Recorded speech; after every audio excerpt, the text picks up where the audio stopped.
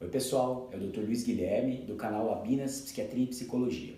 O vídeo de hoje é sobre como lidar com um familiar com transtorno afetivo bipolar. Se você gostar do vídeo, no final dá um like e se inscreva no nosso canal.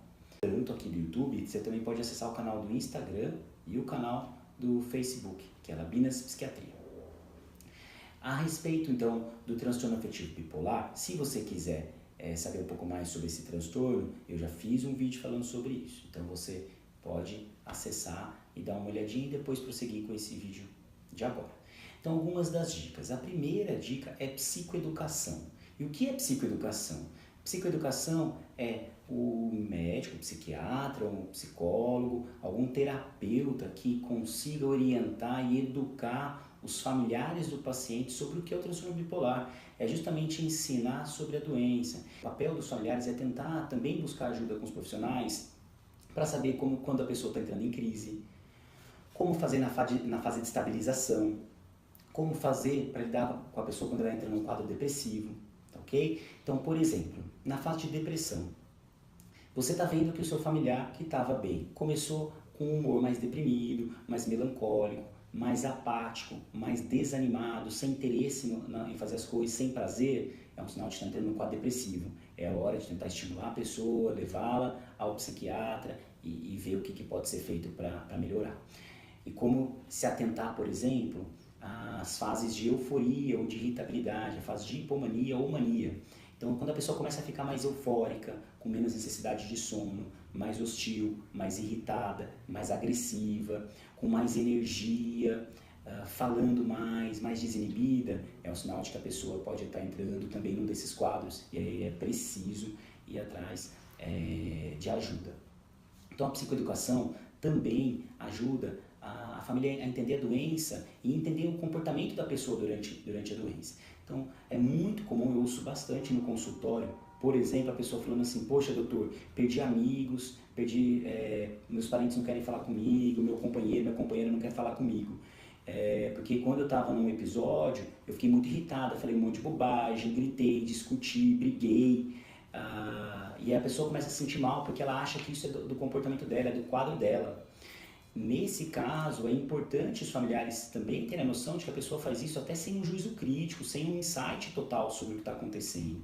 Mas que às vezes a gente acha que o comportamento dela está sendo motivado pelo próprio jeito da pessoa ser, não é verdade. Pelo menos parcialmente isso não é verdade, porque em grande parte das situações a pessoa está sem um juízo crítico do que ela está falando. Ela simplesmente está com o cérebro dela tão ativado, tão irritado, que ela vai falando coisas sem pensar. Então, se a família conseguir ter essa orientação, essa noção, isso já ajuda bastante. Terapia. Então, é preciso que a família estimule a pessoa a buscar terapia. Então, se o paciente com transtorno bipolar não quer fazer terapia de jeito nenhum, mas quer ir no psiquiatra, converse com o psiquiatra para vocês tentarem achar alguma forma de levar essa pessoa para terapia. O psiquiatra, com essa confiança com o paciente, fala: olha, eu tenho uma psicóloga que acho que vai ser legal, bem parecida, do estilo que eu acho que para você seria bacana, e aí vamos convencendo a pessoa a fazer terapia. Mas por que a terapia? Porque justamente decorrente de várias perdas sociais, por conta da depressão, por conta dos momentos de euforia que a pessoa tem, e a pessoa achando que isso às vezes até parte do comportamento dela, é a psicóloga quem vai conseguir dar a dimensão do que é a doença para essa própria pessoa. Entende? É a psicóloga quem vai conseguir ajudar a pessoa a reconstruir novos laços, reconstruir laços antigos, reinserir a pessoa no mercado de trabalho. Isso com a psicóloga. Terapia ocupacional também, às vezes até para os pacientes que adquiriram perdas cognitivas, porque algumas pessoas com transtorno bipolar têm tantas crises, que elas vão perdendo parte da cognição dela, começa a ficar um pouco mais introspectiva, até mais apática, mais isolada. E a terapia ocupacional ajuda a pessoa a fazer essa promoção dessa reabilitação cognitiva. Então, terapia ocupacional, psicologia e psicoeducação para familiares. Os medicamentos em transtorno bipolar tem que ser algo à parte. Não dá para ser feito nesse vídeo porque são vários, são inúmeros. De modo geral, as medicações usadas na fase aguda de mania e hipomania são diferentes da destabilização, que também podem ser diferentes da fase de depressão. Claro que Vários dos remédios usados tanto na fase de euforia quanto na fase de manutenção da estabilização do humor dessa pessoa, muitas vezes são até os mesmos. Varia um pouco de dose, um pouco de quando começa com o outro.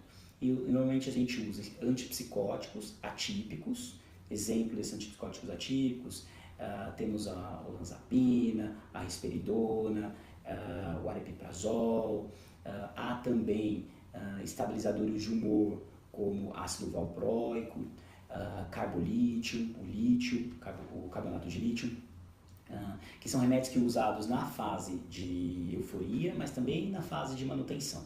Na fase de depressão também é feito o uso de antipsicóticos como a quetiapina, a lurazidona. Quetiapina, inclusive, muito boa também para a fase de mania. Quetiapina, lurazidona, junto com carbolítio, com ácido valproico. E aí, lembrar bem que antidepressivos devem ser evitados numa pessoa com transtorno bipolar. Por quê? Porque podem tirar a pessoa da fase de depressão e levar a pessoa para o quadro de hipomania ou mania. Então, tem que tomar muito cuidado. A gente deixa geralmente como última opção essa associação. Às vezes, uma associação de fluoxetina com olanzapina, sendo a fluoxetina um antidepressivo, até ajuda. Tá ok? Esses 4 são muito importantes. É importante, então, como um quinto fator, atividade física. O transtorno bipolar mexe com partes inflamatórias, aumenta o risco cardiovascular, aumenta o nível de colesterol, então é importante fazer atividade física e dieta equilibrada para manter a pessoa no equilíbrio, numa saúde adequada. E sempre fazer o monitoramento dos exames, passar com frequência no médico para ver se está tudo bem da parte clínica. Obviamente, remédios podem mexer com algumas coisas do nosso corpo, com a parte fisiológica do nosso corpo, mas o próprio transtorno bipolar está associado a colesterol alto, por exemplo, né? Então, a glicemia alta. Então, é importante que sempre com frequência vejam exames, ver se está tudo em ordem com a pessoa, tá ok? Eu acho que se a gente fizer esse papel, vai ajudar muito a lidar com uma pessoa com transtorno bipolar. Vou no futuro fazer vídeos também de como lidar com alguém durante um surto, o que é um surto, enfim. Mas a ideia desse era uma ideia geral para você conseguir já dar alguns passos na ajuda e no conhecimento do seu familiar, tá ok? Um grande abraço e até a próxima.